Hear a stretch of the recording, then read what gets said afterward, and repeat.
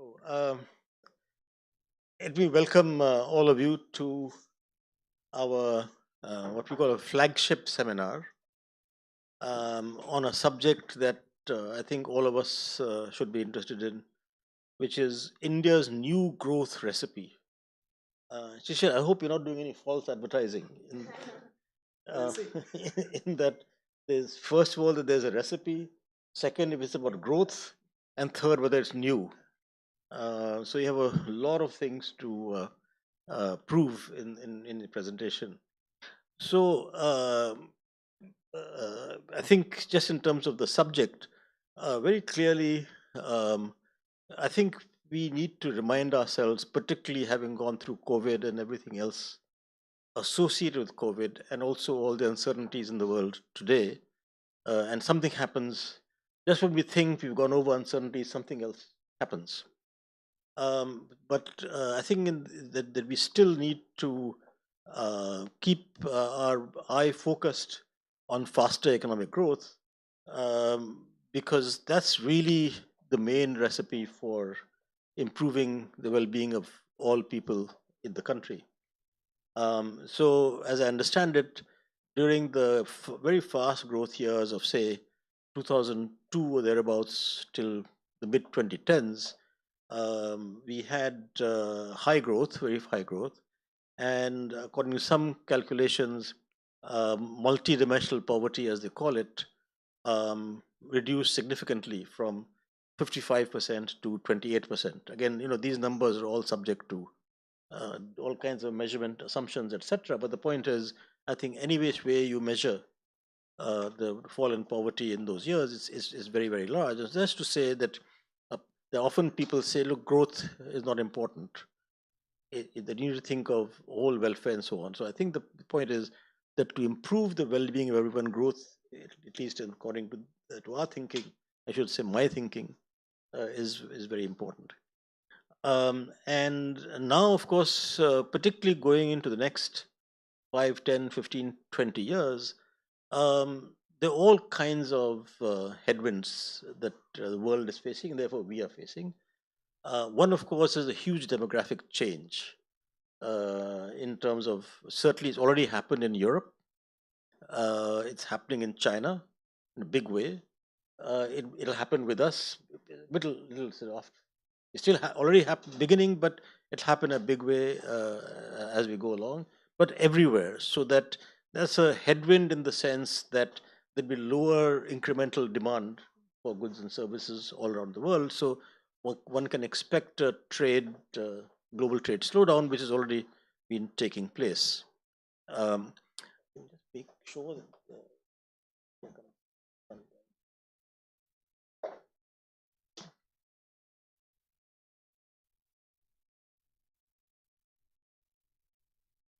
sorry.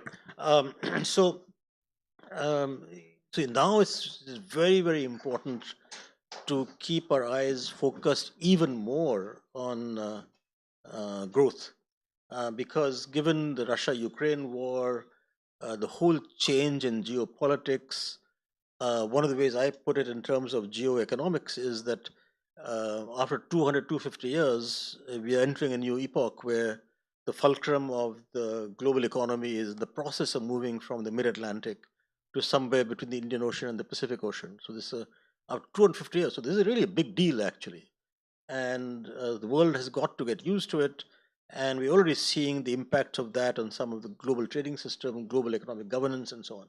So this all of this is going to cause difficulties, and therefore now it's even more difficult to attain consistent high growth than it was, say, 20 years ago. And therefore we have to be even more focused on that internally. So I don't want to take the rest. I could actually spend the whole lecture time on this issue. So we need, to summarize, we need comprehensive policy emphasis on economic growth and other objectives, along with specific attention to enhancing health and education in particular. Um, Now, I'm not sure whether I should introduce people one by one or all together. What do you think? I may introduce everyone at the same time, and so that I don't have to come up again. Um, So let me first introduce our presenters, who I know very well, but I don't know how to describe them. There's Shishir Gupta, who is our senior fellow and chief operating officer at CSEP. He manages all of us and yet does some research. How he does it, I've never understood. But he is quite wide ranging. He's worked in economic growth, he's worked in governance, he's worked in institutions, he's worked on urbanization, he's worked on solid waste disposal, subnational economic reforms, and so on. And also even he's done some work on the media actually. So and there's proof of all this in the papers outside. So I'm not just fibbing you that he does all this work. He was with the McKinsey Global Institute, unfortunately, for as long as 14 years, but he finally saw the light and came here. And he's, of course, an economist by education from Delhi School of Economics. Rishita Sachdeva, the co author, is a research associate, the growth finance and development at CSEP. She has been focusing with Shishir on macroeconomic subnational reforms and urbanization. And we've also set up what they first called the Monetary Policy Committee in CSEP. But I said, look, you're not doing any monetary policy. So now it's still the MPC, but it's called the Macro Policy Committee. And so they keep track of everything that's happening in the economy on a consistent basis. And of course, when I have to give talks, they really do all the work, and I just go off and spout off. So she's also a member of the Macro Policy Committee. She has did development economics from University of Sussex and a BA from Delhi University. Should I guess who in this order that they are sitting? Chief Economic Advisor. Thank you very much, Anant, for taking the time. Chief Economic Advisor since January 2022. I hate to say it, but I was in the same position 22 years ago. um, and he was before this economic advisor, a member of the Economic Advisory Council to the PM for a few years. He's been a distinguished visiting professor of economics at CREA University. He's also been associated, he's a founder of one of the venture capital fund, Avishkar Venture Capital Fund, and also co-founder of Takshashila Institution. He's also had a corporate career, which I think you must be the first chief economic advisor of the corporate career. I think. Some distinction at least. Yeah, I think. So he actually spent 17 years as a currency economist at the Union Bank of Switzerland, UBS. So, yeah, so since you've been a currency economist, I hope that exchange rate will be managed well while you're CA. And then he's also head of research in Credit Suisse before he got UBS to take them over. So um, he's been independent director on a number of boards. He's been writing widely. And he's also written co-authored 4 books on essentially in finance. Also, Can India Grow? One of the books, Can India Grow? So that's why he's here today. So thank you once again. And of course, he got his he went to Indian Institute of Management in Ahmedabad and the University of Massachusetts for his doctoral work. Next to him is Ajay Shriram, who is one of our board members. So one of the things we do is we even make our board members work. So I requested him to come and be a discussant today. He is the chairman and senior managing director of DCM Shriram, business conglomerate, of course, with $1.2 billion turnover. He has been president of the CII. He has also been chairman of the board of governors of the II. He is the chairman of the board of governors of the IIM in Himachal Pradesh and chairman of the governing body of Shriram College of Commerce. So, Ajay, I'm very curious. How come you did your BCom in Sydenham College and not in the college of your name? Never got admission. So he got his BCom from the Sydenham College, and he also been program of management development at the Harvard Business School. He's been chairman of a whole lot of industry associations, which I won't list. Um, finally, Ireena Vittal, an old friend, and I've lost her. Where did it go? Ah, sorry. Um, I've lost old friend. She was also with McKinsey, which is when I first met her, I think, for 16 years. You were there for 14 years. So she, but of course, 16 years. Okay. Uh, so it took her longer than you to see the light. She actually is a. I had not known that she has a bachelor's degree in electronics from Osmania. And so that's something we have in common because my first degree is also in electrical engineering. And then, of course, she also was at the IIM. And I didn't know this before today that you were classmates. No, you were classmates with someone. I'm sure she's connected with someone, but So I thought you were you. um, and she worked at McKinsey. She worked apart from doing the sort of McKinsey consulting. She worked on reports related to economic growth, agriculture, and urbanization. Again, that's what qualifies her for being a discussant today. She's on various very important boards like HDFC, Wipro, Godrej Consumer, Diageo, and Compass, and on advisory boards on non-profits as well, working in education, legal reform, rural livelihoods, water, and urbanization. And as a consequence, she's busier now than she was when she was with McKinsey. There was something else I was going to say, but I won't. So, Shishir, are you going to make the presentation for what, 20 minutes? Yeah. You and Rishita? Yeah. Okay.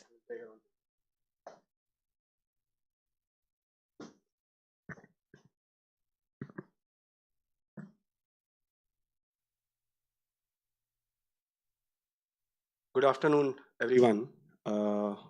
Thank you so much for taking the time to come today for this event.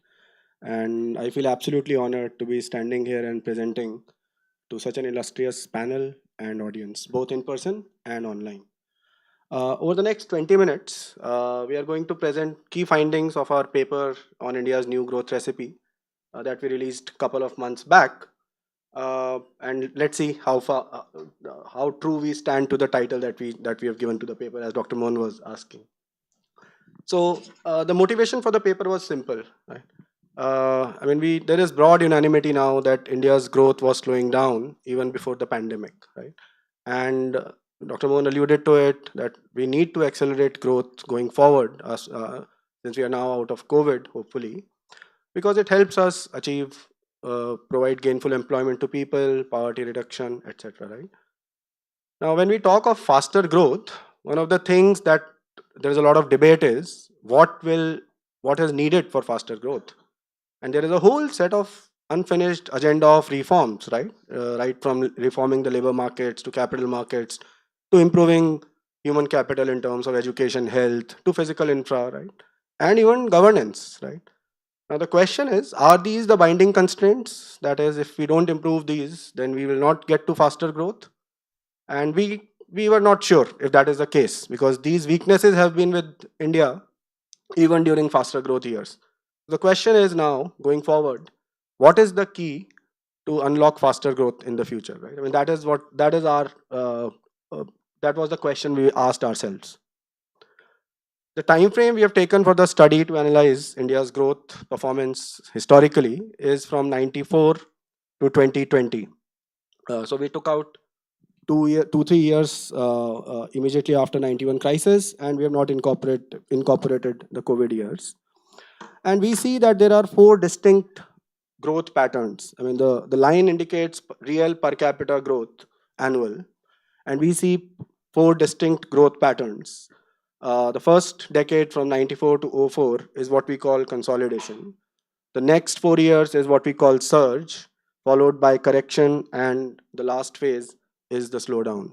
The terms are intuitive, but I'll just give a bit more context to explain why we have given them these names, right? So consolidation is the phase a lot of us know is when there was a lot of structural reforms that India went through, and it also resulted in prudent macro policies, right, during this phase. As a result, at the start of 91, our inflation was around 10%. By 2004, it was 4%. Average tariff rate at the start of the decade in 90s was around 56 or 55 to 60%. By the time by 2004, it was around 20. Right. The point is, a lot of reforms took place in this phase, and that really consolidated Indian economy. Right. So this, as a result of these reforms, coupled with unprecedented growth in the global market from 2005 onwards, is what caused almost the fastest growth in a 4 or 5 year period that India has seen since independence, at 7.3% GDP per capita. Right. So this is really unprecedented. Right. Now, beginning of 2008-9 is when we saw a decline in global trade, starting with the North Atlantic financial crisis, along with corporates holding back on investment. Right. Because what had happened is that because of structural reforms, corporates started investing, and that it sort of created kind of an excess capacity, so they were holding back investment, and because of these two reasons, we saw a correction in growth. Right. Post 2012 is when we see a slowdown, right, and more particularly actually from 2016 onwards, and that is the motivation for the paper as to now how do we accelerate growth going forward. We started by looking at the expenditure side of the GDP to understand the growth dynamics. And I'll not spend a lot of time because this is a familiar chart to, I think, most of us, which is that there are four components of expenditure: the gross capital formation and savings as a percentage of GDP, export and import, the private final consumption expenditure, and government final consumption expenditure. And as one would expect to see during faster growth years, right, from around 2001 to 2012, we see investment savings rising as a percentage of GDP, along with trade, which includes both export and import. And they have been coming down consistently, actually, from 2012 onwards, which we call the slowdown phase, right? So, since savers and investors are not the same entities, right, and they have followed similar pattern in terms of period in which they were rising and falling, it is important to understand who provides savings for the country and who is responsible for their investment, right?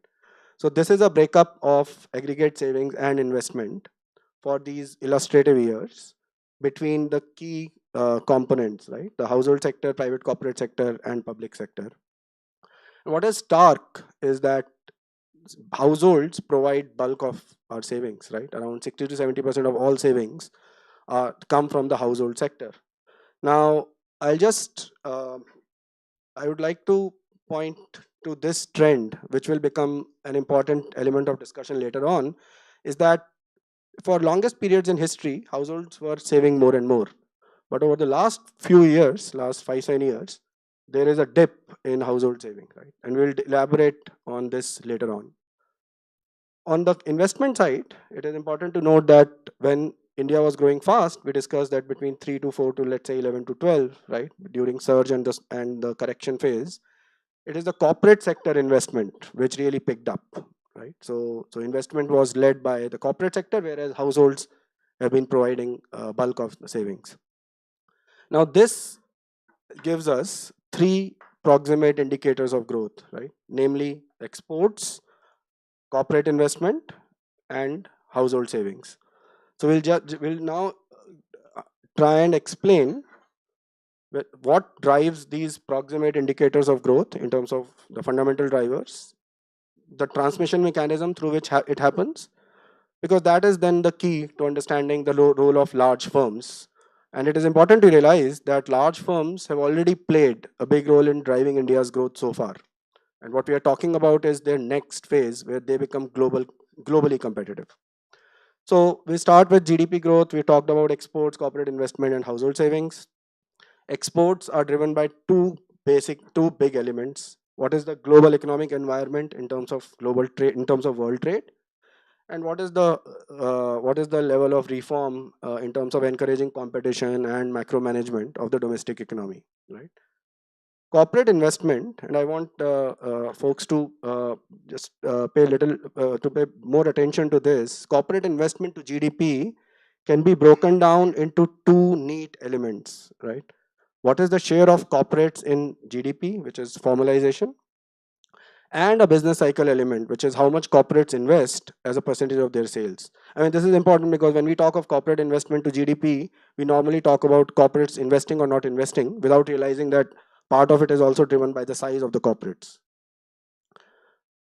Now, this structural element, which is formalization, is, as one can imagine, is also driven by reforms, right? So things, for example, like de-reservation, which is when industries that were earlier reserved only for MSMEs were opened up for large corporates, that we saw resulted in significant increase in corporate sales to GDP, right? So it's a structural driver driven largely by the reforms.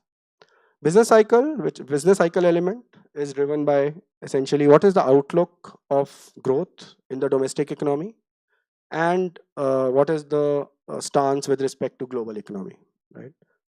And the last is household savings is a function of what is the growth or the income income growth of the country and the demographics, right? So this is the transmission mechanism. These arrows indicate the transmission mechanism, and the three red boxes, global economic environment, reforms, and demographics, is what we call as the fundamental drivers. Now, I'll just try and explain these briefly, and then we'll wrap up. So first on exports, this chart shows annual growth of world exports, which is the gray line, and annual growth of India's exports, which is the red line, from 1971 onwards. These are all annual growth numbers in nominal USD. And the two big messages come out from this, right? One is that it moves one for one, right? India's export growth moves one for one with global exports. The correlation is 0.8, and when we looked at it for some of our peer countries like Bangladesh, Vietnam, this stands far higher. And the second important thing to note is that there is almost a complete collapse in the pace of global trade. World exports have gone down from growing at 15% to 4% to 1%. So other things remaining constant, with such exponential decline in world exports, puts pressure on our exports and hence on our growth, something that Dr. Mohan was alluding to, right? I mean, a headwind that we are facing, especially when outlook on global exports doesn't look as good. Now, the second element of pushing our exports, right, is to improve our competitiveness, right? So in the paper, we refer to competitiveness through a simple proxy, which we call as the export multiple, which is essentially growth of our exports relative to world growth, right? So these bars indicate what is that proportionality, right? So for example, in between 1970 to 80, for this 10-year period, our export growth to world export growth was 0.87, and it moved up marginally to 1.22 from 80 to 94, right? The point is, before the reforms, if world export growth grew by, let's say, 1%, its own impetus on our growth or our export growth was almost unity. Post the reforms, this export multiple, which is our proxy for competitiveness, significantly improved and almost doubled, right, to around 2.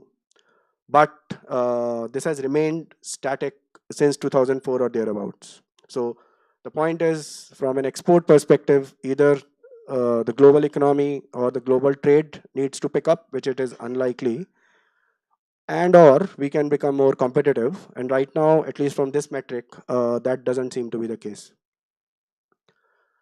Let's talk briefly about the role of large firms for exports, because we have to live up to our title. So large firms are critical for they are a critical vehicle for exports, right? On the left panel, you see the share of exports that come from the large firms. And as you can see, the share has increased from around 40% to 55-60% of late. And this is comparable to the OECD average, by the way, which is 51%. So we are we are doing okay in terms of the share of large firms contributing to our exports, right? It is the right hand panel which shows now what percentage of large firm revenue comes from exports, right? And this number, right, I mean, it was 9% in 1995, meaning that if large firm revenue was 100, only 9% was coming from export revenue. And this increased with reforms, with faster growth, to around 16% by 2012. But it has again remained gone static, if not declining, right? And the point is that for a country, India's share in global trade is around 2.5%, and the argument is that if you are more competitive, you should be able to increase your share in global trade. And if that has to happen, then this metric of what how much large firms are generating revenue from exports should be significantly higher, right? And when we look at other countries like France, Korea, this number is close to 2x, right? So this is one bit, again pointing to improve the relentless focus on productivity and for our large firms to improve competitiveness to push exports. Now let me briefly talk about the structural element of corporate investment, which is the formalization bit that we discussed. And before we show our key findings, it is important to understand that formalization is not universally defined. It doesn't have a universal definition accepted everywhere, right? So different people have defined formalization differently. And why it is important to realize, because depending on the definition, your inference could be completely different. So for example, if you look at EPFO number, which for example, Soumyakanti Ghosh of SBI has been looking at, and EPFO numbers are increasing. So the conclusion is that formal economy is increasing at the expense of informal economy. And I think his analysis is from 2017-18 onwards till date. According to his analysis, if you look at formalization in terms of labor, then it is increasing. But if you look at if you define formalization as a share of output of formal firms in overall output, then the picture is completely reverse, right? So, and a lot of people have used this definition, which is what is the share of output of formal, listed, organized, large, whatever. These are all synonyms in our paper. And what they see consistently is that share of large firms in overall output has been consistently going down since at least 2012. And there are multiple authors with that finding. Now, with that context, let's look at what we find in terms of formalization. So we also find similar trend, right? Which is that formal output or output of large firm as a share of overall output for India remained steady at around 35% during the consolidation phase, right? Which if you remember, was from 94 to 2004. It picked up and increased consistently during the surge period, especially, but even during correction phase, right? So formal firms were becoming bigger and becoming bigger part of the national economy during these 8 years.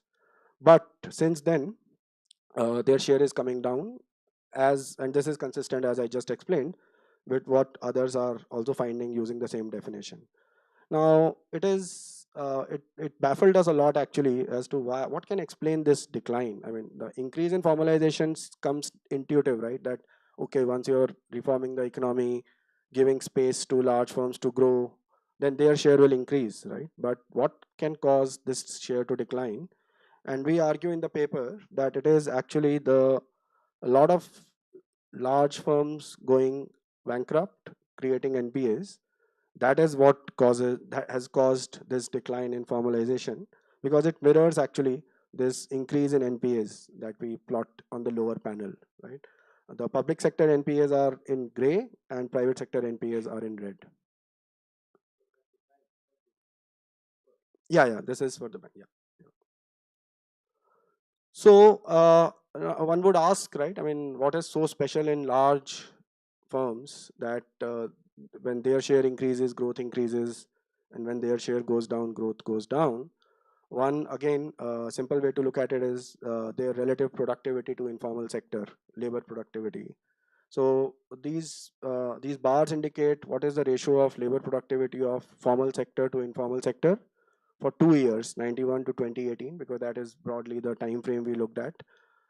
And what is clear is that large firms or organized sector is around 4 to 8 times more productive than the informal sector. The numbers don't change if you take intermittent years as well, but we are just showing it for the ease of understanding. Again, while this is evident from the chart that large firms are more productive, what is also coming out from this is that large firms are not becoming more productive over time, right? Ideally, if that was the case, then one would have expected this ratio to increase over time, but that has not happened. Again, pointing to the need for large firms to become more productive because they are critical for exports, as we just saw. This chart I have stolen from my earlier study from MGI, which is basically showing what percentage of firms that were in top quintile in terms of profit making in 2001 to 5 remained across a decade and were there in 2011 to 15 as well, right? So these were top profit making firms in 1 to 5 and remaining there across a decade, right? And India seems to be India seems to be an outlier in this, right? So in India, 60% of firms that were making that were in the top quintile in terms of profits remained there for a decade. The number is far lower for other faster growing emerging markets. And the argument, at least the inference for us, is that if you are, it again indicates to lack of competition in the domestic economy amongst large firms, and which is what enables such high persistence of profit makers at the top. So I'll just stop here and hand it over to my co-author Rishita to take us to the final slides.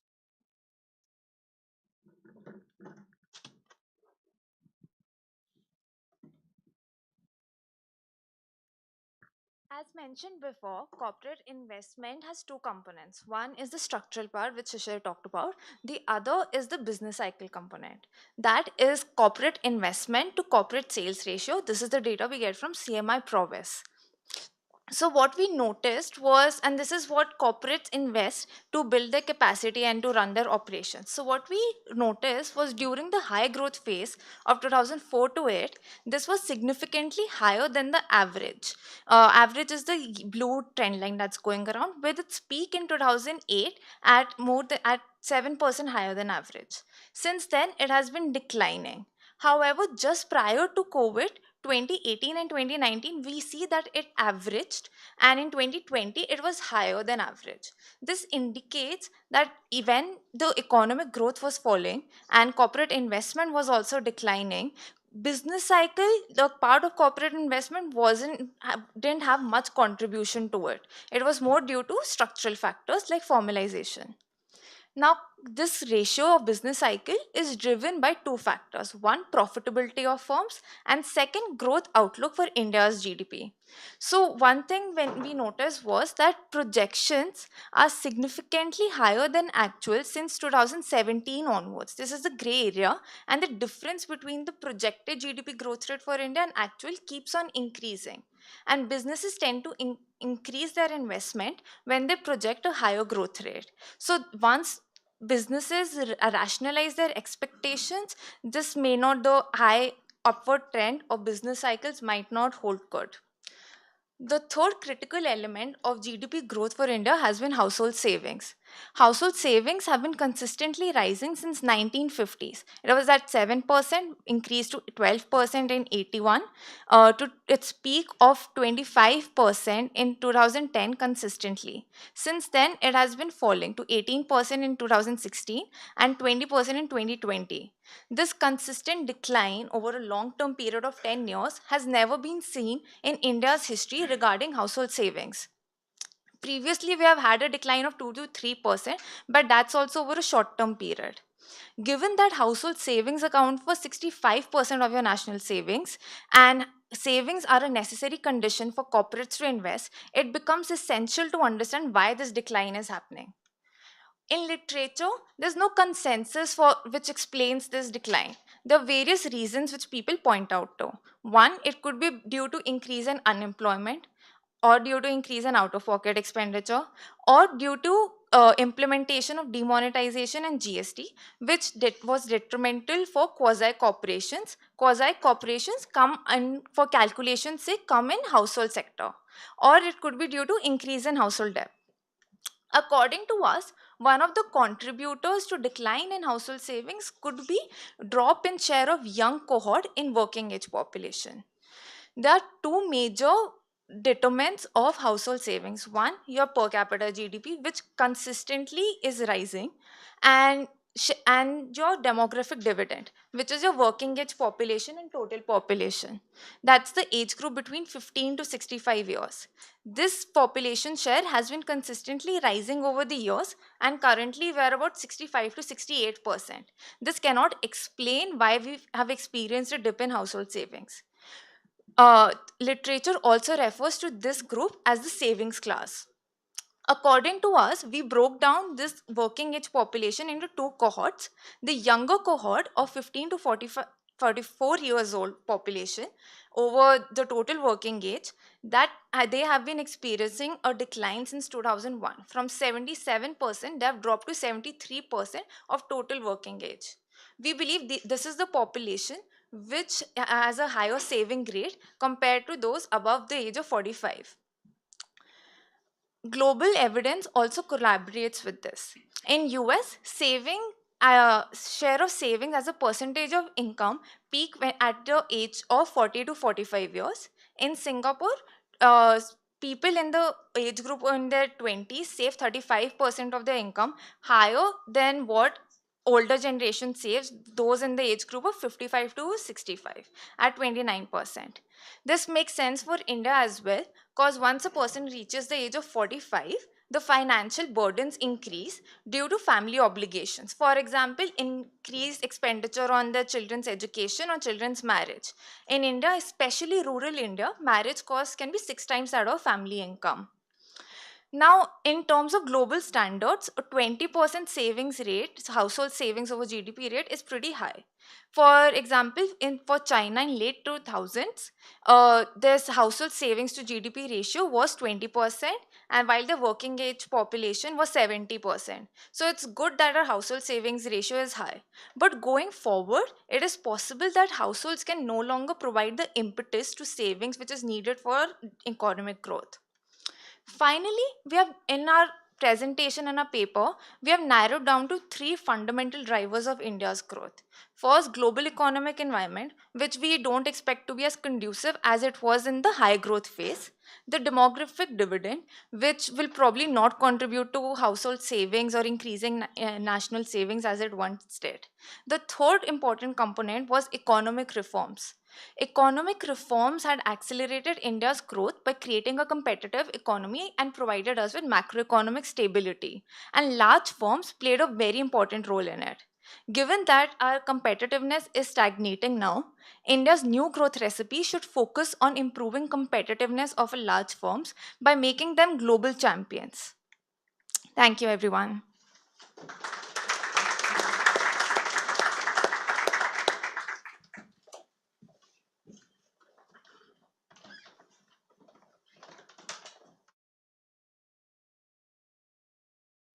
Thank you very much, Shishir and Rishita, for uh, a remarkably brief presentation on actually a very complex paper.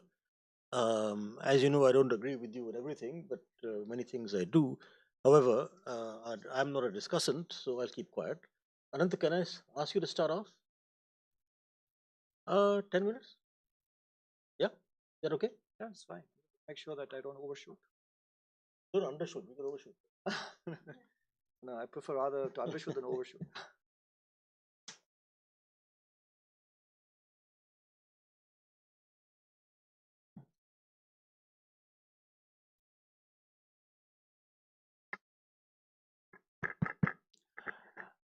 Thank you, Dr. Rakesh Mohan, Shishir.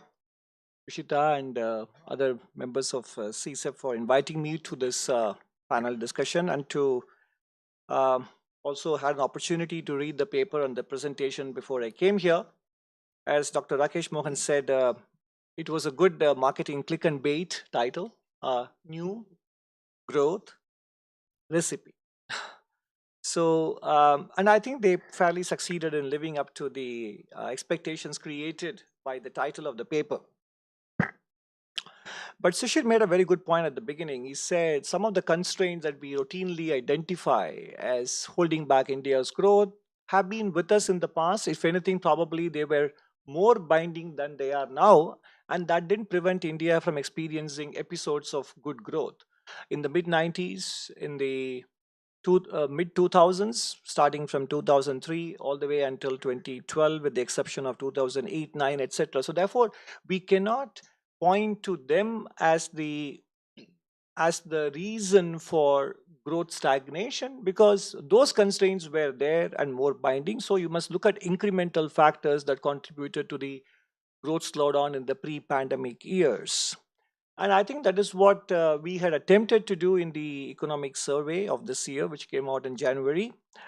Effectively, some of the things that they identified, they are right in terms of the growth stagnation post 2012, and also stagnation in the capital formation and decline in the household savings. Of course, I was just telling Shishir that if the decline in household savings is attributed to the decline in the young population share of the workforce, that probably isn't likely the explanatory factor, because the golden age for savings normally occurs not in your early years of career but between 35 and 45 or 35 and 50.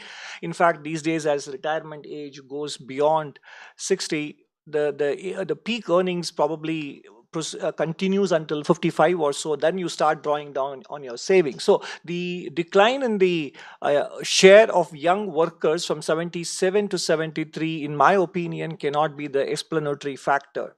But be that as it may, post 2012 slowdown was effectively, even though Dr. Rakesh Mohan would probably disagree with me, and we had an email exchange on this some time ago.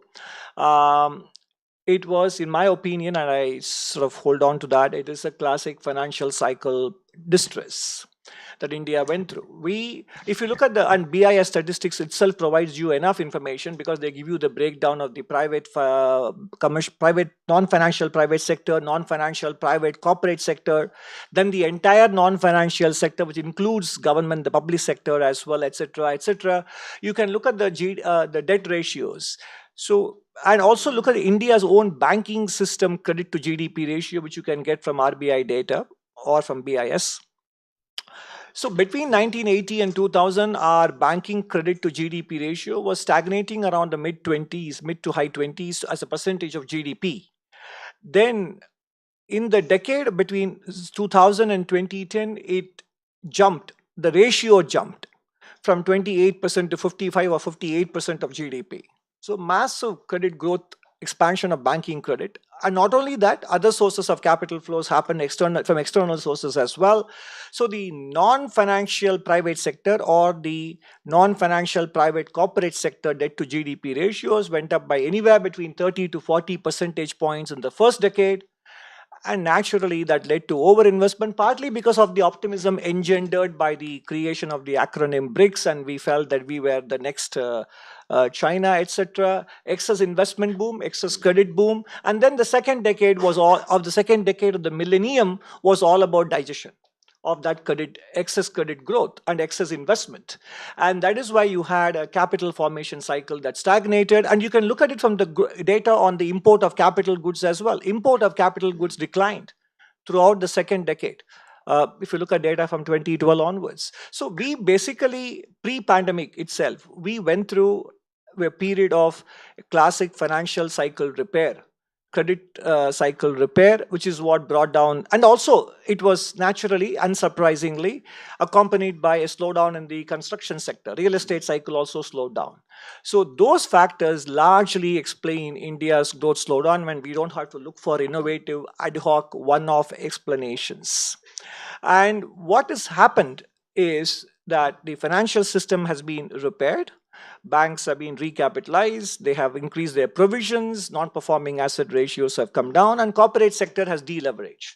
If you look at the ratio of debt to GDP, corporate leverage ratios have come down by 30 percentage points, etc. in the second decade. And by the time we could start thinking of enjoying the repaired balance sheets, came the pandemic for 2 years, and then came the commodity price shock, and then came the interest rate shock of the 2022 second half. And now, of course, we have potential tightening of financial conditions, which probably we haven't fully put it behind us based on the last 2-3 weeks of developments elsewhere. So naturally, some of these things do induce uncertainty in the minds of private investors, and naturally they may be a little bit more cautious than they might have been. But nonetheless, if you look at the bottom-up data provided by one of the private sector banks, analyzing the cash flow statements filed by companies with the regulator SEBI, based on 3,020 plus companies, we have data for the first half of 22-23. Capital investments undertaken by the private sector were of the order of magnitude of 3.3 lakh crores or 3.3 trillion rupees, up from 2.6 trillion rupees in the previous financial year 21-22, which was in turn higher than the 2.2 trillion rupees of 2020-21.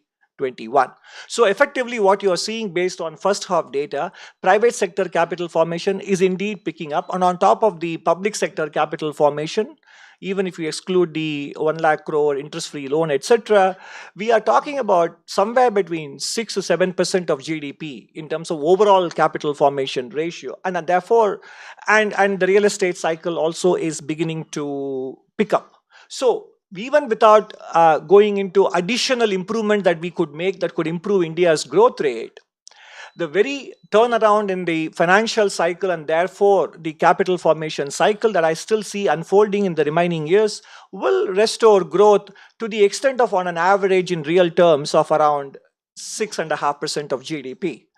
I'm not talking about numbers north of 6.5 for the simple reason, as they showed in their presentation, global export growth volumes may be somewhat tepid in terms of their growth rates going forward, considering the kind of uncertainties we face at the global level. Therefore, if export growth does indeed contribute, I would take it as a sort of a surprise and I would not count on it.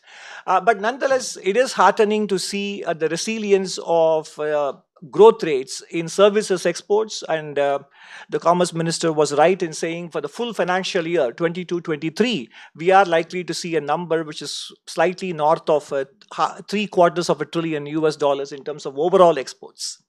And again, if you look at the time series of export growth, even in the merchandise category, non-oil merchandise category, or including oil, we have seen some important inflection points in 2009 and then 2020. Export of goods has taken some quantum jumps, somewhere between 150 to the 200 mark, and stagnating between 250 and 300, jumping to the 400 mark in 21-22, and now maintaining it in 22-23 as well. So those are good signs. So maybe the export complexity and the improvement in the physical infrastructure and some easing of business conditions, etc., are beginning to contribute, and we must probably do a more full-fledged study on whether the improvement in India's export prospects and the export numbers, both the services and goods, are being driven by some of the improvements with a lagged effect, the infrastructure improvements and ease of business conditions, etc. And if we can add to that private sector R&D and improved labor productivity, etc., probably this can really contribute much more. So I think the restoration of the financial and the credit and the investment cycle in the commercial sector and in the real estate sector will probably see us growing on an average of 6.5% in the coming decade. How do we add to that?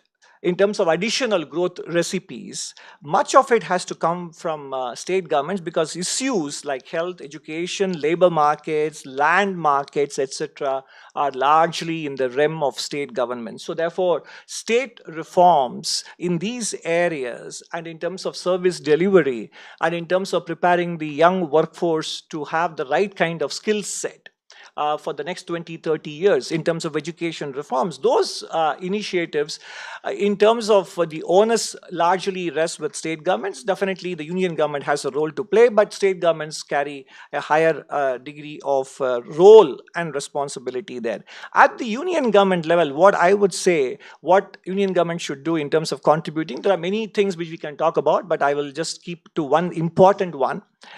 It will be about securing India's energy needs and requirements in the light of global developments. That will be the biggest contribution that the union government can make in the coming years, because I think there is tremendous pressure on energy transition for justifiable reasons. So there is no question of denying that there is a need for energy transition, but the question is, how do we go about it? Are we sequencing it right? Are we getting the policy mix right? And those are still very open. Questions are not as settled as some of the overseas interlocutors would like to have us believe. Developing countries, including India, definitely need economic growth to finance their energy transition requirements. Without domestic savings, there is no question of adequacy of resources for financing energy transition, and there is going to be no domestic savings if there is no domestic economic growth. So, in other words, if you have to address climate, you have to address economic growth as well first. Therefore, somehow relegating economic growth and development to the fringes, to put climate issue on top of the agenda, would be actually doing a disservice to the climate agenda. And without domestic savings, there cannot be external savings. Talking about de-risking private sector flows and attracting private sector flows into energy investments, etc., will all be non-starters if there is no domestic skin in the game. And imagine if we are going to attract so much of copious private sector capital for climate transition or energy transition, what happens to current account deficit? And how will the private financial markets react to that?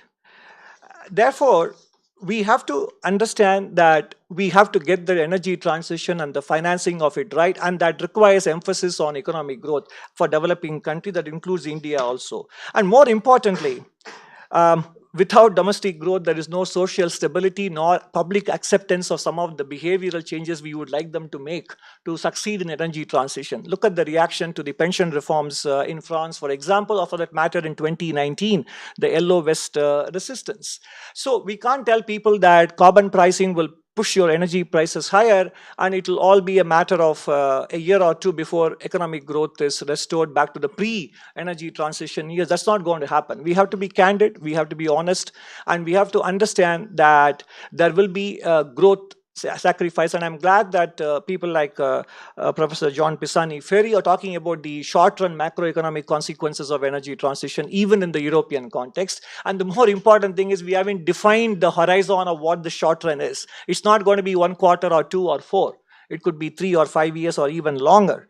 So I think, and more importantly, if we are talking about attracting private financing, de-risked or not, into finance energy transition, we have to make sure that there is no repeat of 2008 financial crisis types happening in terms of climate funding. In the interest of financial innovation and securitization, we might end up creating additional set of over financialization problems if we talk about private sector funding. So there is not only it is important to put in place policy guidelines to attract private funding, but we also need policy guardrails. And then if private sector funds emerging economies and developing markets, we have to ensure that there is no global debt vulnerability issue arising, because already we are grappling with lost years of economic growth for many EMDEs.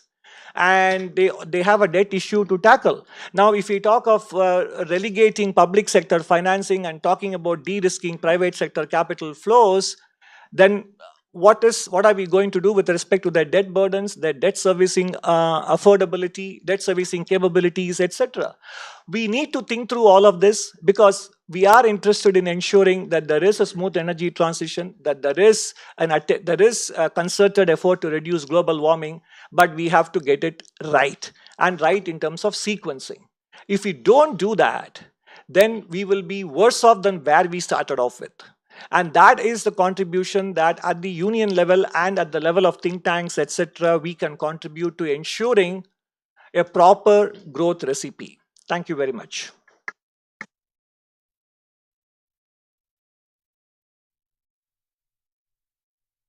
Thank you very much, Anantha, for that pretty comprehensive outlook on the current Indian situation and the medium term.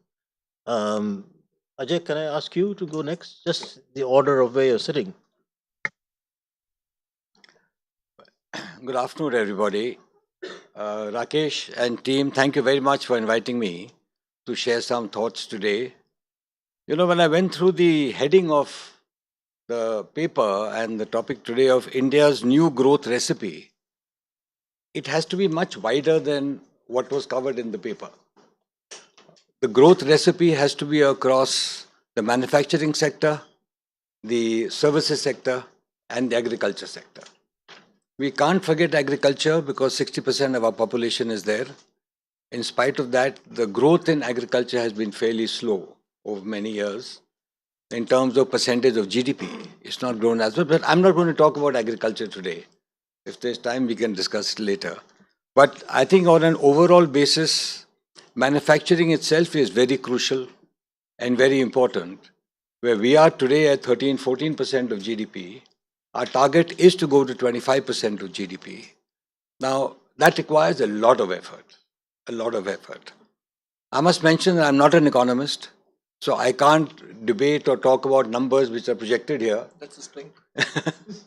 But I will share experiences of what I have been through, what I have seen, and where I think we can make change to improve the situation for more rapid economic growth. Ultimately, at the end of the day, unless growth is faster, jobs are created, income comes into the hand of people, and consumption goes up, the economy in India will not grow as fast. I think we have a great strength in our population, provided we can give them these facilities of a faster economic growth and income. I think so. That's where, as mentioned earlier, education plays a very crucial role. I mentioned this in other forums also. There is a lot of focus on education in India, but I think there's not adequate focus on vocational training education in India. If you take a country like Germany, 70 to 80% of the kids or the youngsters there, I believe, go into vocational training, which is hands-on training for working with your hands. I think we require more effort on that, but that's a separate topic where there's a lot to be done. I think the big change came in India in 1991 when we went through the economic stress. And as an industrialist, I can say that when competition comes, efficiency improves. I think that's a great learning which happened in 1991. You were mentioning the reduction in average duty structure. I remember some of our products where the duty was 60, 65, 70% came down to 5%. And you had to compete with the world. You just had to make changes and improvements to become efficient and compete with the world. So I think that's a positive sign which happened from 1991. In the last 5, 7 years, 8 years also, I think whether it's the Jam Trinity approach or the infrastructure focus, now the PLI, but even health, education, etc. I think a lot is going on, but it takes time. I think that's the factor which takes time. As a starting point, just to add to what the CA said, that India is 29 states and 8 union territories. There are 47 different economic subjects, which are what they call concurrent subjects. Ultimate decision-making authority is the state. Center may have a thinking, center may suggest something, but the ultimate decision is of the state. So I think the marry and the concurrence and the agreement between the center and states becomes very crucial to be able to move on an all-India basis as India as one country. I virtually put it, India is like 29 plus 8 mini countries within one India. There's so many issues which are concurrent. Ultimate decision is taken by the state. So one suggestion at a macro level, which I'd like to put across with our CA here and others, like there is the GST Council. Why can't there be more councils in India run by the central government ministers and bring all the state relevant ministers together, whether it's agriculture or whether it's manufacturing or whether it's other areas? You know, one can identify some. But I think if there can be a more coordinated approach of working with the states and having some common agenda, I think that will give India a push to go forward. I'll quickly touch on three areas which I think will make a difference in India's economic growth rate and faster activity. One is our high operating costs. I think that's a challenge in India, whether it's energy, logistics, or capital. Energy is a very major challenge, it's been talked about, but the way energy is subsidized in some sectors or given free in some sectors, like it is in some states in agriculture, and water is free, so we're having a double loss. One is the industry has to bear that cost of that subsidy, and second is water table keeps coming down because of water's just left on the whole night because electricity is free. Now, these things have to be addressed. And this is where industry gets affected by having to subsidize other sectors to such a degree that the competitiveness is not then growing as much as it should. Second, I'm going to talk about a little more is on the ease of doing business, which is time for approvals, etc., which is there. It's good to see that the PM himself has got involved in the improvement in the logistics sector. He's pushing that very hard. I think that's very crucial. I've heard some ministers say that today logistics is about 16% of our cost. How to bring it down to 8? I think that's a fantastic target. And we are seeing the work in infrastructure, many other areas happening. So I think these are some in terms of high operating costs, which have an impact. Second is the issue of ease of doing business or regulatory burden due to the approval processes which are there in states and at the center. The good thing is, frankly speaking, I'm involved in CII's National Committee on Ease of Doing Business. So I've had the occasion to interact with people in the government quite extensively. I can say it upfront that they are very open. They're looking for change. They're looking for ideas. They keep asking us, please suggest what more we can do. But the challenge of implementing some of these is a very big challenge. That's something which the decision-making process, the agreement process takes a long time. There is actually, the government has very kindly set up with CII, a government CII committee on ease of doing business, which is chaired by the Secretary DPIIT, Mr. Anurag Jain. So we had a meeting of that on the 30th of January. There are subcommittees formed under that to look at various areas of how we can sort of push and improve the ease of doing business areas. But a couple of quick suggestions I'd like to make which can look at. One is turnaround time for approvals. Somehow time doesn't have a value. Time has to have a great value. It must be considered a big cost. That's the only way we can do things faster. And time is otherwise, I'll give a couple of examples. We have a caustic soda chemical plant in Gujarat, in an industrial estate. We wanted to expand the capacity of that plant. Now, I don't know why, we discussed with the state also, why did we need external environmental clearance when we are already within an industrial estate? So in 2014-15, when I was an office bearer in CI, we had a meeting at the PMO with Mr. Nipendra Mishra, who was there. And I mentioned this point to him. The CI took a delegation, we talked about it, and I said, can you please have a look and see? He said, you send me a lot of issues of how we can make changes. CI sent it, including this. Sure enough, in Gujarat, the law was changed. So I'm saying they're open to it, they're looking at change. But I think we have to get a very strong focus of how to make some of these changes, and this issue to him also we mentioned about time. Time has to be looked at as a very major element which has to be addressed. We have suggested have a real-time dashboard showing the number of applications received, what is the status, the process, approval, etc. So there's some information available. The government has started, which is very good, the single window clearance system. It's still getting established, but it is there. And states have also taken it up, which is very proactive. So we are also working with the government on that.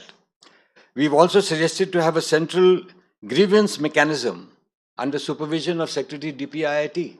How do you take up these issues and get them addressed? But again, with a time frame, with a time limit, which should be put into place. One major challenge I think all of us are aware about is enforcement of contracts. I think that's a very big challenge which is there today. And I think 65-70% of all court cases are vis-a-vis the government with someone else. So, we have to find some way to find a solution. Again, I'm giving an example. We have our operations in Rajasthan. The Rajasthan State Electricity Board, I'm talking about 10, 12 years back, had a chairman there who was very progressive. He set up 3 committees. All disputes in court up to 25 lakhs, I think 1 crore and above 1 crore. He set up 3 separate committees and said, now you people please discuss, debate, and take a fair decision of the RSCB folks itself. Who's right, who's wrong? Believe me, 80% of the cases were decided in favor of the consumer. That's a great step forward. I think, we require things like this to bring about a change of how to. Another area government is moving, and there's of course scope for everywhere, including in the private sector, is the issue of digitalization. I think they're moving very fast, but there's a lot to learn in that. How can we do that? We've all seen the Jam Trinity and how it's helped the country so tremendously. But I think that's another area. Labor laws is another area which needs to be addressed. Again, it's a concurrent subject. So one has to get connected with the state. Some states are more progressive, some less. But if there can be maybe some sort of a common guideline and agreement on a GST type council, maybe some of these things can help in coming to a faster agreement between states how to take it forward.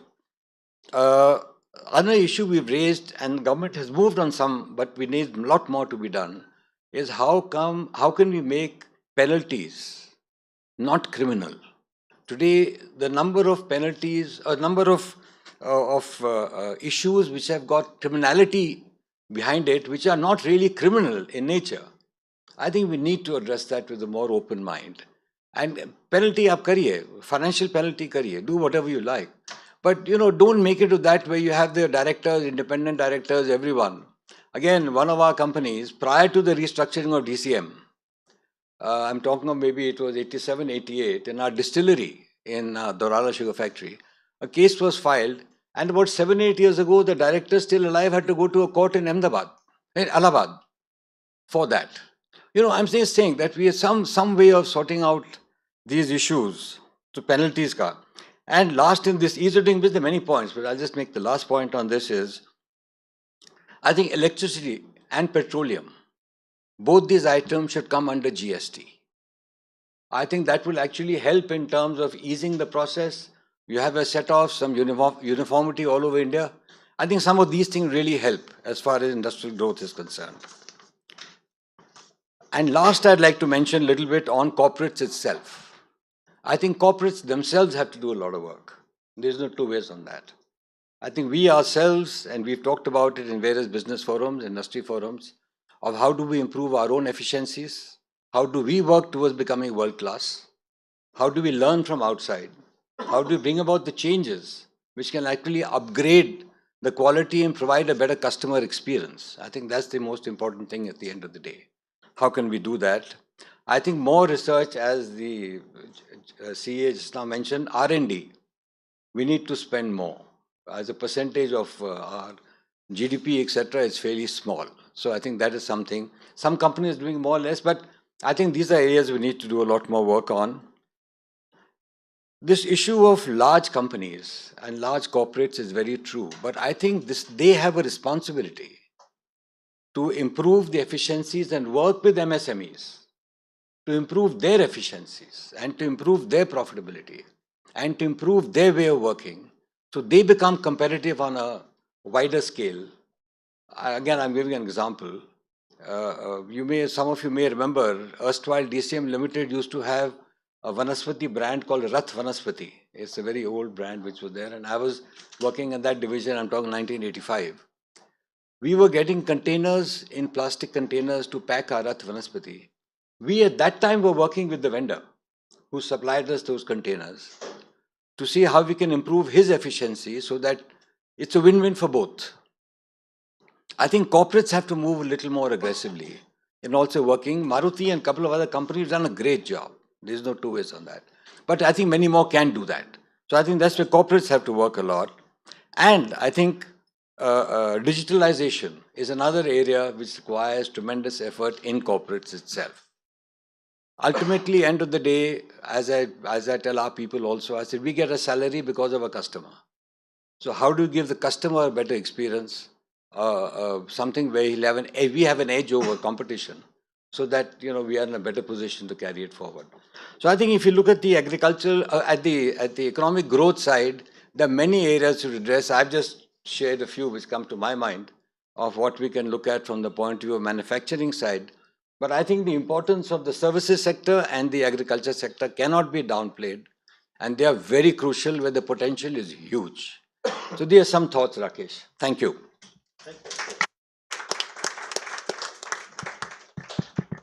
Thank you very much, Ajay, for again a very comprehensive view from the industry side. So, Ireena, we've had a government view. Is that correct thing to say for your what you said, or is it Anantha view, or economist view? And we have an industry view or Ajay's view. I don't know what your view, view you're going to give, but we look forward to it. Thank you.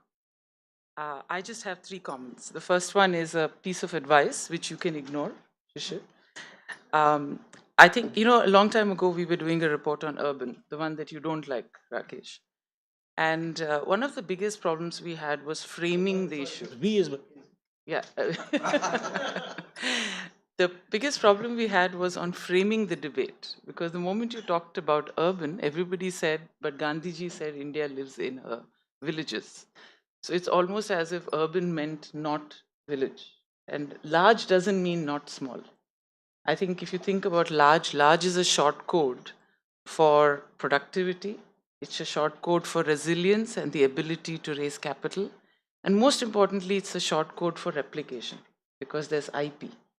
And every large company survives in an ecosystem, whether it's the auto ancillary unit, whether it's a poultry integrator who grows through millions of small growers, whether it's a dairy processing company who gets the milk from millions of individual players, right? So I think you might find it less sensitive to make your recipe not about large companies, but about productive, competitive companies who build ecosystems and who can then have the capability to invest in R&D and in IP. But again, piece of advice, cannot stop being a consultant. Let me move on. My point of view is I totally agree with your hypothesis, but I look at it from a different lens, which is my observer perch, as Rakesh would say, has been consumption for the last 20 years. And it's fascinating to see consumption, which is 56 to 58% of the growth of the economy for the last 20 years, has been one of the drivers of resilience, because sometimes agriculture goes up, goes down. If we are lucky, it's at 3-4%. Export import usually net themselves off. Sometimes it's better. And gross fixed capital formation peaks at 38% in 2008, when we were investing in heavy capex industries, power, oil and gas, telecom, infrastructure. You can't see that kind of investment even without the NPA clearance in every decade, right? And then after that, it's at 29.2 this year, half of which is households investing in construction, but the rest of it is private sector. So these 3 kind of go up and down. But consumption in India has been the steady bulwark, because it's a market of millions of consumers, each of who consume very little, right? And there's a long way to go. So if you look at the 300 million households that India has, it actually has only 30 million who are true consumers. It has another 60 to 90 million who are aspiring consumers, and the rest of them have not entered into consumption. The last 120 million, where, by the way, the numbers have increased in the last 4-5 years, detriment to our GDP growth.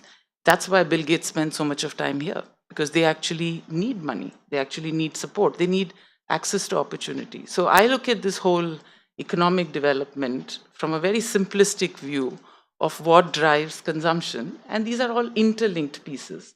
And the single biggest thing that you can imagine that drives consumption is jobs. And what I love about your growth recipe is it's directly linked to jobs and quality jobs. I mean, what's the beauty of exports? Export is to learn. But more importantly, when you export, the quality of jobs you create, is much higher. And you have a real estate developer in Bangalore who is listed on India Stock Exchange and actually says what percentage of the flats he has sold were bought by IT employees, right? I mean, it's so meaningful.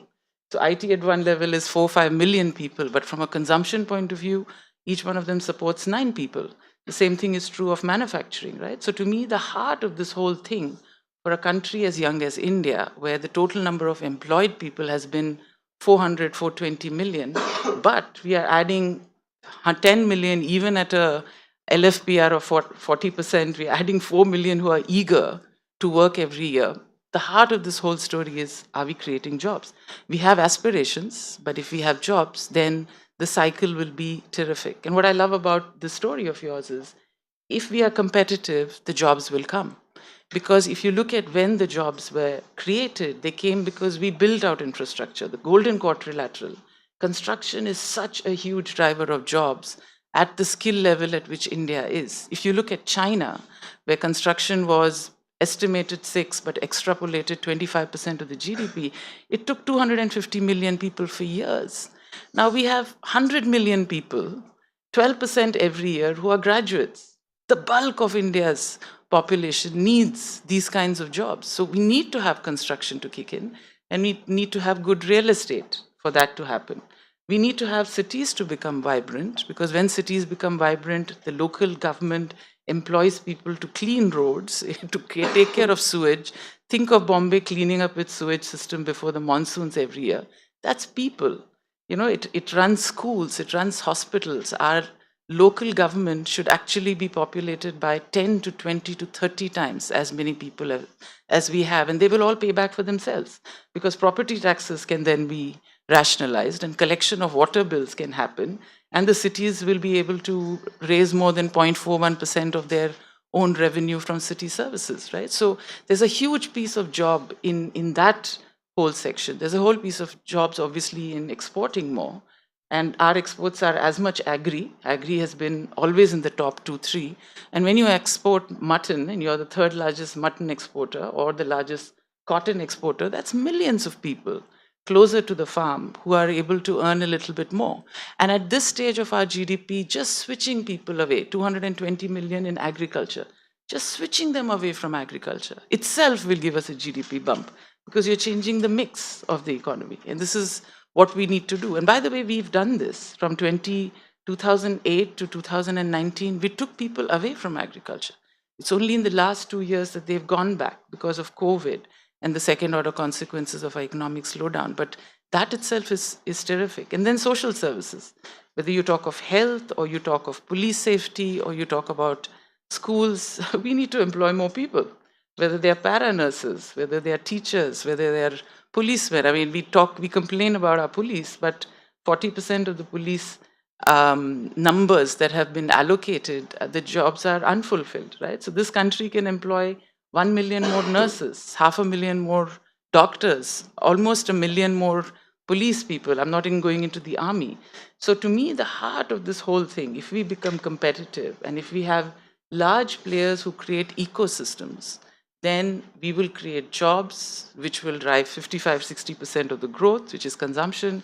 And then private sector will say demand utilization, capacity utilization is above 72%, and they will invest, right? The virtuous cycle will start. Now, I remember we presented once to Mr. Vajpayee on what will it take for India to grow at 10%. And I didn't know him very well, but for those of you who did, he listens very well. I mean, a lot of these guys are good listeners. And at the end of 2 hours, he didn't say anything. He just turned to the McKinsey team and said, I'm going to say it in Hindi and then repeat it. He said, ye sab theek hai, but ye hoga kaise? Which is, all of this is fine, but how will this happen?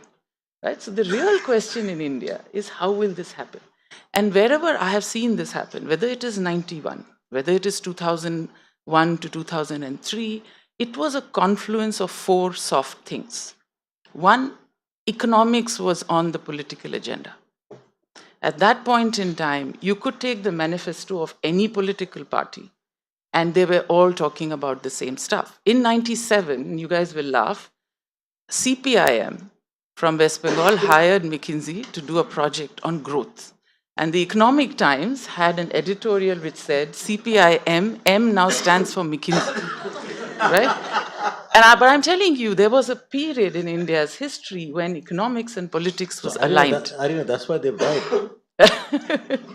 When economics and politics was aligned. We need to make sure that that's true, right? You cannot have investment in a burning house. You cannot have investment when growth and economic development and prosperity is not priority number one. Will this happen? Inshallah. Point number two, the union. It is not the center, it's the union as per our constitution. The union and the states have to have trust because of the concurrent list. There are so many sensible policies. I did not agree, for example, with the agri policy, my bad, but I loved the labor policy. The reason it got junked was because it came from the union, right? There was no reason. But a lot of this is because there was no trust. Now, if you look at Tamil Nadu in South India, and these parties keep moving one after the other, but the economic agenda doesn't change, right? So I think the trust in the federal structure, the trust has to go up, and we cannot be enemies. We have to be combative politicians, but not enemies, right? And that, I think, is a second crucial element that needs to happen if you want us to be competitive. I think the third thing is entrepreneurs have to be celebrated, not made fun of or raided or so worried that they send their kids abroad, right? And I really worry about whether the entrepreneurship in its truest form is supported through stable, predictable policies, right? You put a guy in jail, put him in jail. But the threat of jailing is not the answer to solutions. But there was a time in India, whether it was in 91 or 2001, where entrepreneurs were heroes. Now they're heroes only because they're unicorns for 3.5 days. But true entrepreneurs, and I think Abraham Lincoln said this, that when the owner is unhappy, the worker cannot be happy. Owners in India are unhappy, right? And I just think that should change. And then finally, state capacity. If you really want a policy which will help us create short cycle wheat, because we no longer know when rains will happen in Jan, and drones for Indian warfare, and water management systems, and all of this, we need policies that support and encourage these kinds of transition risks, these kinds of risks. And that cannot happen when you don't have expertise in the ministries, in the departments, in the states where it matters. We need to value state capacity, not just bodies, but also brains. So my wish for you is, as you take this forward, you will balance it and make it about the large leading the small. But perhaps you'll also add a chapter so that Mr. Vajpayee will be happy on Ye Hoga Kaise. Thank you.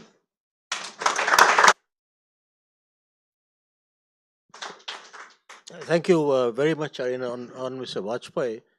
You were lucky that he said that in reaction. In cabinet meetings, he usually, there will be huge discussion because certainly in his time, every minister had a say, the huge discussion. At the end of the meeting, you just say, "Theek hai."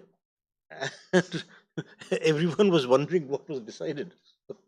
That depended on the chap who wrote the minutes, which was the cabinet secretary. Um, I'm sorry, I've been a very bad time manager, but each one of them was so interesting that I didn't want to interrupt. So actually, everyone took 15 minutes rather than 10 minutes each. But that is fine with me. So I hope that none of you are sort of rushing to go home. Trishna, are we providing tea and so on after? Yes. Okay, so that's being kept so that don't be impatient. Um, um, do you want to say anything at this point? Or okay, so I'll just make a couple of comments in reaction. I think that the point, a common point made, I think, by all three of the discussants is to do the importance of states. And I think in all kinds of things that have to be done. And so I think that's very clear. The question is that in some sense, we had a coordinating mechanism before in the Planning Commission. Whether you liked how effective they were, is a different issue, but we had a formal coordinating mechanism with the states in certain areas, of course, not in law and order, etc. I think that's a very interesting issue on what can be done now to improve the coordination with the states. And on this issue of these things are with the states, so what can we do, sort of thing. I think the best example I can give is that the whole green revolution, that is, agriculture is totally with the states, was centrally driven and extremely effective, actually. It was a whole program of R&D. It was amazing coordination, actually, of central R&D, setting up agriculture universities in every state, huge extension system, and so on. So, it was centrally led, But particularly agriculture had to be done on the ground in the states. So, in some sense, ways and means need to be found of areas which are with the states, but where the leadership has to be given by the center. How to do it again? Same Prime Minister Vajpayee's question, "Karna kya hai?" So that's very important. And also, Ireena, I think you must have read my paper on third generation reforms, because it's all about state capacity and so on. So that's also uh, um, domain knowledge in the bureaucracy and so on. Just a couple more comments before I ask people to have questions. On this has been a long-standing discussion between us, Ananth, but on this issue, that whereas I agree with you that the 2010s, the slowdown was partly because of the financial cycle, the disagreement is where the financial cycle arose. That, in fact, as you go out, I'll hand you two papers. Maybe I've handed them to you before. Also, so hand me it. So, no, seriously, the point is that everyone says that the 2010s NPAs arose from exuberant credit growth 2003 to 8. Okay, but that is just simply not true. That almost all the NPAs, most of the, I can't say all, but most NPAs took place. The lending was done after 2010. And so, what has been said, exuberant credit growth 2003 to 8 was wrong. Of course, I have a vested interest here. By the way, on a lighter note, if you just see all his graphs, what do you see? Things were going very well when I was CA, Deputy Governor of Reserve Bank. Everything else fell after that. So you have that's the recipe. So that's the recipe you have. But seriously, the credit growth slowdown is absolutely correct because of the NPAs and so on. There's no question with that. The question I think is important for us is to understand why that happened and when. And so far, the analysis has been wrong with your predecessors' economic surveys, with not yours, but predecessors' economic surveys, some former RBI deputy governors and governors, because really, so we have actually looked at the data in detail from firm level and so on. So I was just saying the difference is only on that, not on what actually happened afterwards. One other last point two points I would make. I think that Ireena, I think the best way of putting it is that you said is that the transfer of people from low productivity to higher productivity, that's what the whole thing is about. Agriculture to industry and services, and that has been very slow in India because of the lack of labor using manufacturing exports to a large extent. That is still not happening. And that's among the key points I think we made here, that you need larger companies. Our image has been is SMEs who export. And if you look at the world, that's not true. The largest exports come from large companies. A lot of them exports within the large company system. So I think this is where this whole issue of moving people from agriculture to industry and services, from small and medium to large. And what comes there important is, why is it that small doesn't become medium and medium doesn't become large? And what Shishir showed on the share of the share of companies that have remained in the top quintile, highest in Asia, is telling. And that maybe, Ajay, all of you are too cosseted, so that you don't have enough competition, and so things don't churn. They did from 1991 to 2001, by the way. Huge churn, actually. And since then, it's been. So I'll shut up now, because otherwise I'll keep talking for the rest of the time. Raju, you already have a microphone.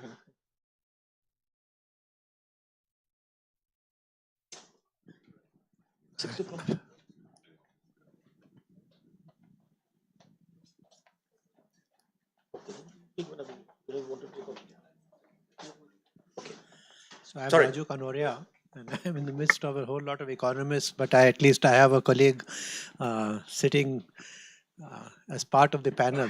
And a couple of things I want to just add to what has already been said by Ajay. I think he's been very diplomatic about, but I think that successive governments really have, been like how we give exams in school, answering all the easy questions first and then getting to the difficult, or kind of omitting the difficult ones so that at least they can get passing marks. And I think this whole issue on cross subsidization of cost and I treat it as cost subsidization of cost, whether it's energy, whether it's interest, whether it's whatever form it is. It's cross subsidization of cost is a huge burden, and competitiveness cannot come unless this tough question is truly answered. That's number one. Number two, I think we've talked about employment. Ireena talked largely on that. We have a PLI scheme. Pardon my saying so, but it is extremely investment skewed in its thinking. It has to shift from being entirely investment skewed to become employment skewed. And I think there is a good case to look at an ELI scheme rather than a PLI scheme. And because today medium and small industries actually cannot participate in the PLI scheme. I mean, I think that's a very big fallacy in this entire context. I would also like to add that PLI scheme, unless it has an exit, it is not a competitive scheme at all. It's actually promoting uncompetitiveness. So I'm sorry I'm being critical about this, but I think that that's very important. The third point, if we want exports to grow, it's not just the competitiveness, but we've got to integrate ourselves with the global markets and the global supply chain. We can't have merely bilaterals. We've got to start thinking in bigger terms and not be shy in entering into multilateral or plurilateral agreements. And I think what we have done in terms of not wanting,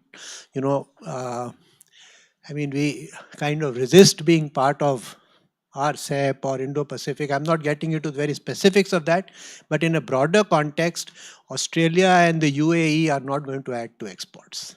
So I think that's a serious. And the last point I want to make is that the exchange rate plays a very important part in this entire scheme. And to think that the rupee reflection of the value of the rupee is a reflection of the economy, I think is a very wrong connotation, and it needs to be addressed. How it is to be addressed or not. And the last thing is interest rates. I think if you look at, sorry, I was not going to say the deputy governor, I was going to say the governor, which is Dr. Y.V. Reddy. At that time, I mean, our savings rate were also at amongst the highest, because domestic savings, when there is a differential between inflation and interest, which actually results in declining savings, there is no way that you're going to get domestic savings which will be enough to fuel investments. These are just my comments. I'll take a couple of quick comments, and then Anand, if you would like to say something before you leave, you can leave at 5:45. Gurchal? Let's back for that. Overall, it's very good discussion. I agree with Shishir and Rishita's recipe, and I'm really glad that Ireena got into the guts of the issue. You know, for someone who's been watching the economy since 91, and in fact one of the first persons who was going to predicted the economic rise of India in India Unbound in 1999. I believe that from 91 to now, the economy's growth rate has been not bad. Overall, it's 6.5% to 7%. And for a democracy, that's pretty good. But the disappointment is that we haven't created an industrial revolution. And, a number of people have dealt with it. And obviously, the issue really is jobs, finally. And so if you look forward now, the first thing to want to understand, and it would help me to understand, is why did we fail to create an industrial revolution? I mean, was it the fact that we did not follow the model of the Asian tigers, of the export of low-tech, labor-intensive manufacturers? So that's really the main question I have. But in addition, the question really is, are tariffs too high to still do this? And then the point that he made very perceptibly, that the PLI scheme should be rewarding employment and exports, and there should be a sunset clause for of tariffs in the, so that the industrialist knows, the investor knows that those tariffs are going to come to competitive levels at one point, shouldn't build on that. So anyway, that's this sort of subsidiary small question. One could go on, but let me stop there. Thank you, Gurcharan. I think music to my ears at least. And by the way, if you can get us funds, we'll do work on this, give an answer in 3 years. We need we need about 2 crores a year to do this. So just all of the business people who are here, get together and we'll solve this problem of your competitiveness. Anant, if you would like to just comment before you leave, and then we'll come back to you.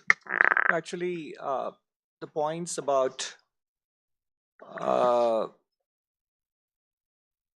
whether PLI scheme should be oriented towards medium-sized enterprises, I think I'm not 100% sure about the answer myself, but the exit clause is very important for any scheme. I think the importance of exit clause, otherwise just becomes open-ended and permanent and creates perverse incentives. So I completely agree with that. And as for export markets and integrate ourselves with the supply chains, I think part of the idea of the PLI scheme is indeed about integrating us with the global supply chains. At the same time, I just simply, while I see the economic merit of the, of the argument, I think the geopolitics is becoming too important to be ignored with respect to some of the agreements, and especially if we talk of RCEP, etc. We do have an agreement with ASEAN, the entire ASEAN. So there are some countries within the RCEP which we are not having agreements with, but we have an agreement with ASEAN, South Korea separately, and so on. Now we have Australia, UAE. So with RCEP, it was a different ball game, and I'm not able to completely agree that that was a colossal omission at this point, because one of the things with all free trade agreements is that, given that India is a country with a trade deficit with many of the trading blocs, most free trade agreements would actually end up initially increasing our imports, actually. Because what happens is, with the free trade agreements, is that it will open the markets for us in other countries, where when they reduce their import duty on Indian products, but we will be competing with countries which already have a zero duty access to those markets. So what people have to understand with free trade agreements is that, for a country which has a trade deficit, in general, free trade agreements are about short run higher imports, which is what would naturally happen initially. But then later on, because it has opened up markets for us, if we can get our competitiveness act together through various other things that were talked about, then I think the advantage of the free trade agreements would begin to come through later. So in terms of Das's comments on the why India hasn't really achieved the industrial revolution, despite the fact that growth rates have been quite respectable in the last 30 years or so on average. Again, I think there are different hypotheses, and as he said, it probably will take a bit of time to come up with the clear answers, but there are only hypotheses. One of the hypotheses is that the physical infrastructure wasn't given enough attention, is one possible answer. So as physical infrastructure improves, the inadequate or incomplete industrialization can pick up, is one hypothesis, one argument. So I would in fact say that India didn't really have a premature deindustrialization, but had insufficient industrialization in the past because of inadequate infrastructure. The second thing which you have written about quite copiously, I must say, and correctly so, is that you have once said that India grows in the night or something like that. You had once said that. And I still think we have quite a bit of the license inspection compliance regimes to be dismantled. I think that is the key to sort of getting the Mittelstand or the medium-sized enterprises to grow. I think that we still haven't done enough at all levels of the government. That could be the second key to the industrial revolution. And the third key, which Mr. Shriram touched upon, is the skilling aspect. These would be the keys to probably achieve uh, the potential that we have for industrialization. These would be my initial thoughts. So yeah, I'll stop here. Thanks. Thank you very much indeed, Anantha, for coming, spending all the time here. Just a couple of comments. One, this issue of inadequate infrastructure being a problem, but presumably the infrastructure is better now than it was 20 years ago. But we are the highest growth 20 years ago. So, well, not 20 to 10 years ago, right? Okay. So I think that that's an issue to be considered. Things are not equal. We had a credit cycle problem. I know, but I'm not talking about, I'm talking about now, okay? So the other thing is that, as you would know, particularly since you manage the exchange rate in the UBS, or you looked in the exchange rate of the UBS, or Credit Suisse rather. I mean, in some sense, I mean, when and this is also apropos was Ajay, what you said about quote logistics costs being 14 or 16%. I've actually been looking at this because I've been asked to speak on logistics issues. Okay, that's why I have been looking at it now. No one knows where this number comes from, and even worse, no one knows what it means. Okay, so the NCR has given a number of 8% already. That's where it's supposed to go. So we're in damn good shape because 8%, because that's a global average. But no one knows what this really means. However, more importantly, why is our exchange rate 82 rupees to the dollar and not 50 rupees to the dollar? It is because of all these handicaps, all encapsulated in the exchange rate. You know, it's like Germany saying, I can't compete because I have to pay 50,000 euro to my worker, whereas India pays only 5,000 euro. Okay, it's all in the competitive and the productivity and in the exchange rate. So I think that Raju, you made a very good point on the exchange rate issue. So I hope that's the message that you can carry on the exchange rate to your ministry and of course the RBI. Final on the PLI. Actually, I'm just wonder. This point that was raised by Raju also, that look, to some extent, to my mind, since one of the key problems, and Naushad Forbes has been talking with all the time, is the lack of R&D, and that R&D expenditure as a proportion of GDP has actually gone down, and especially in the private sector. The way also the large companies come in. The question there is, we had thought in '91 that by opening the economy, more competition, the companies will, the private sector will be induced to do more R&D to be more competitive. That has not happened. PLI, what it's doing is making it worse. That now you have a degree of comfort. I'll get X% of revenue by doing nothing, apart from getting a government license for the PLI. And so I have even less pressure to become more competitive. That's just a general point. Yeah, yeah.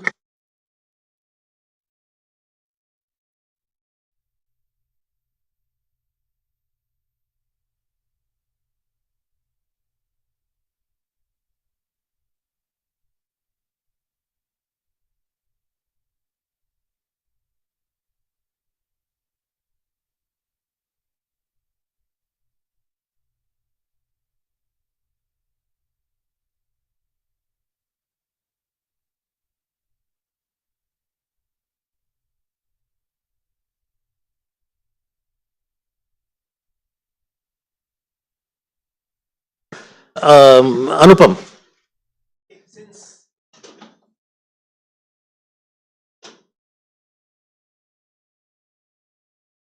So let's have quick comments now.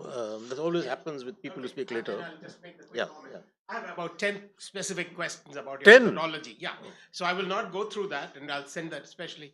But a basic comment on methodology. I think it's highly confusing and misleading to eyeball graphs like this and then draw hypotheses or even conclusions. And I think the debate that you were having about growth rates, episodes, just to give you an example, some places you have averages over 5 years. The point of that, how you divide that interval makes a difference. And some place you have, for example, you're using a ratio where you talk about contribution, which is a 2008 9, around that time of the crisis. it's a totally unrepresentative year. So you either use averages just methodologically, and I'll come back to other things later, but comment wise, number one, I think the whole argument that you were having up to now, if instead of growth you use quality of growth, and where the major determinant of that is labor, is basic employment, livelihood, jobs. You see, jobs also, people have different meanings of this. Let me call them livelihoods, whether they're formal jobs or. Second, I think the big confusion, you use the word, you're using something as synonyms, organized sector, large, small, medium. That's, I think, a big mistake. To me, I would even say a mistake. Secondly, the biggest problem that arises in this, and which leads me to the final conclusion, is none of this, unless you disaggregate at least services and manufacturing, everything else, most of your conclusions become quite invalid. Not only that, having done this, even within the service sector, which is a very dualistic one, you have a big problem because everybody says we are having a services revolution. That's nonsense, actually. It's only a very narrow area, which is IT-enabled services, which is the modern, which were the ones where our comparative advantages was strengthening, and now it's going down. So that's another. So disaggregation becomes very important. Bottom line, I won't bore everybody else. The point that is macroeconomics has zero contribution to growth recipes. It only tells you how high you're putting the stove on. So maybe 5%, the heat of the economy. Microeconomics is what is necessary. And if you want to make it, I think, for example, I was frankly, Anant used the word click and bait. I thought the whole seminar would be something different, either large scale organized sector or perhaps even global champions. And it's not that Indian firms are not globally competitive. We already have them in 4 different sectors. I've looked, let's take where the world's, I'll start with the one that I was involved with and I've studied it. Indigo is by world-class standards, a service airline, but it's by all physical indicators, global. It's now in the top 10 worldwide. Number 2, Reliance Jio. I was chief economist at Shell Global.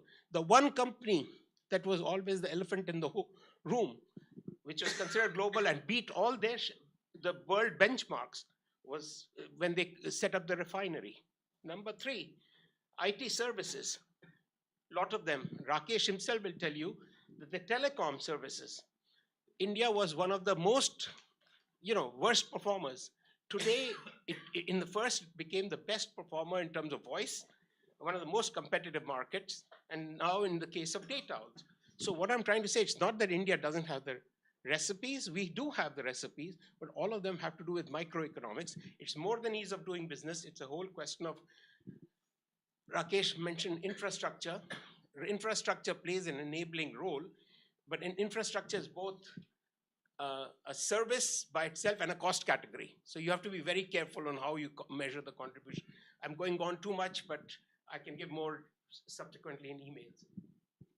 Thank you. Maybe 3 quick questions, but either quick comment or a question, not because it's only 10 to 6 and people will start disappearing. And I think you need about 2 minutes each here. Yeah.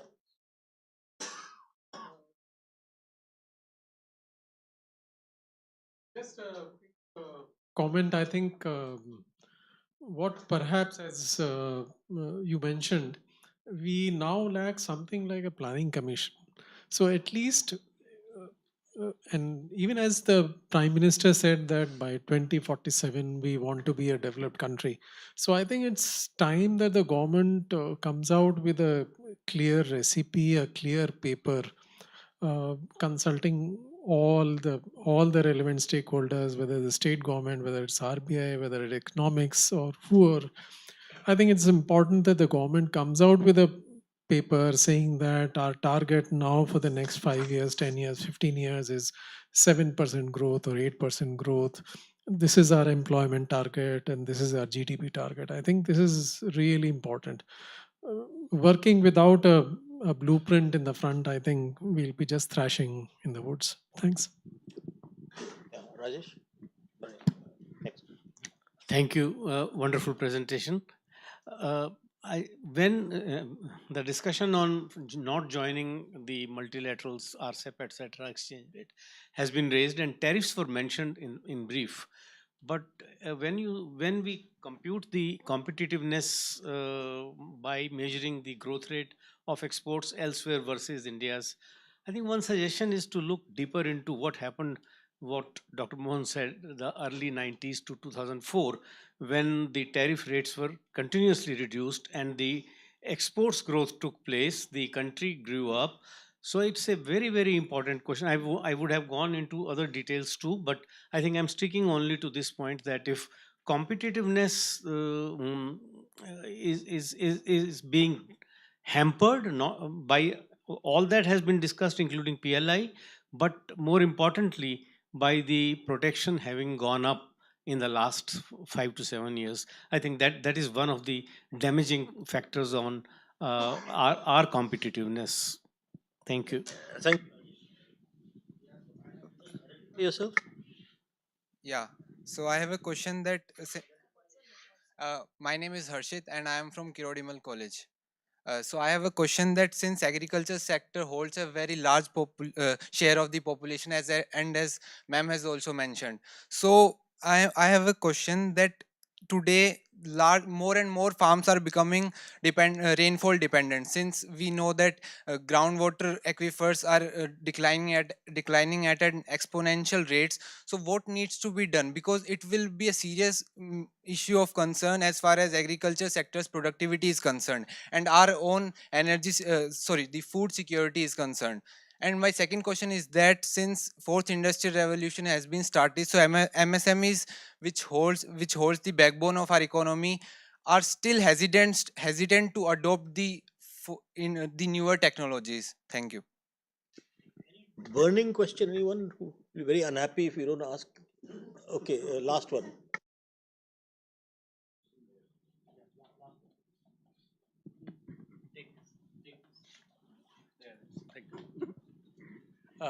I'm Danish Hashim from CII.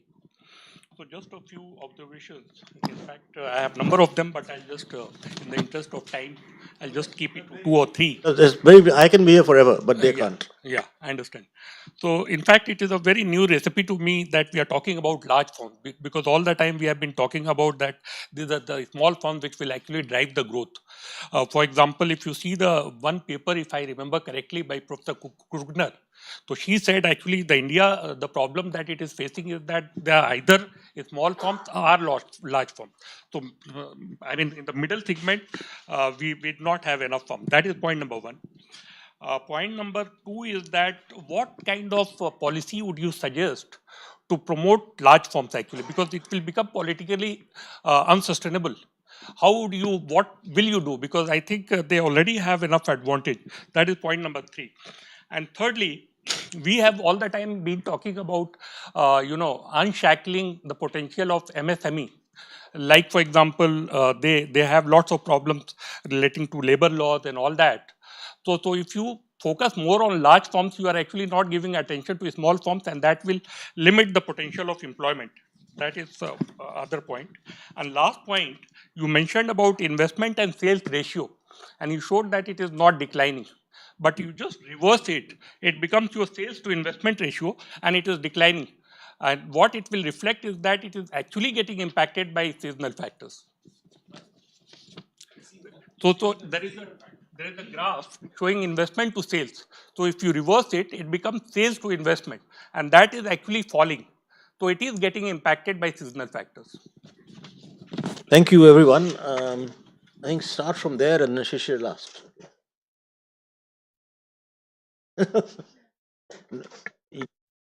Something on the agriculture point?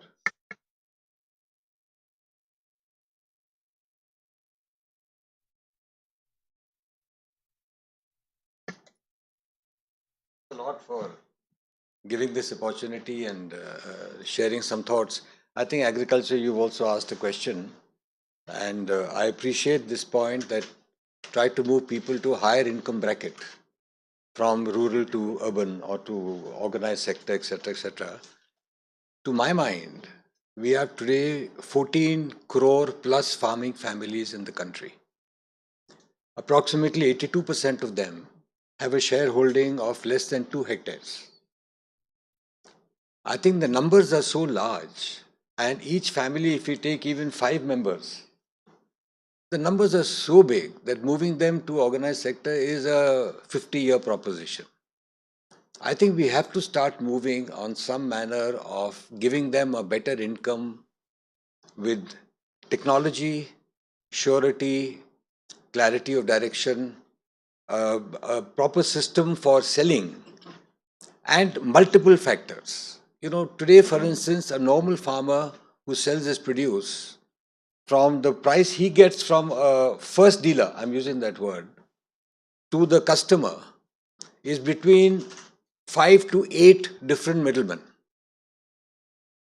I think this is not okay. I think one of the labor laws which was there, which unfortunately did not work, but I think it is practical, is having corporates connected to farmers. I can tell you, ladies and gentlemen, I'm in the sugar business. We have over 2 lakh farmers supplying us sugarcane. Believe me, in the last 10 years, we have seen their incomes and their family life and their household and their prosperity go up dramatically. I'm taking a state like Punjab. I was there 2 weeks back because we have a research center for agriculture in Ludhiana. So I'd gone there for a couple of hours and we drove through some villages to visit our farms where this wheat trials were going on. I was amazed to see driving through a village. One is they're all pakka houses, which is a very good thing. Secondly, believe me, while driving through the village, there were 2 beauty parlors in the village. I'm just saying that's the aspiration and the thing, and people have the income. We have to provide a system by which the farmer's income goes up in a sustained, fair, transparent manner. And I think corporates can play a very major role. And I think politically, if the farmers are cheated by any sense by a corporate, the government will not leave the corporate. That's a given, whether state or the center. So I think, yes, we should move for giving them a new life in a different, organized environment. But the numbers are so large, we have to start working to give them a proper income. And coming to this point, which is mentioned by many people, is the fact that ultimately India's consumption must go up to give a boost to the Indian economy. Exports, definitely we must push because that helps in terms of competitiveness, quality, cost, world standards, etc. But we can't forget India. We are 140 crore people, 65% of them below the age of 35. I mean, the aspirations here are so large. How do we satisfy that? And 60% of our population in villages. So we have to give them an income in an organized way.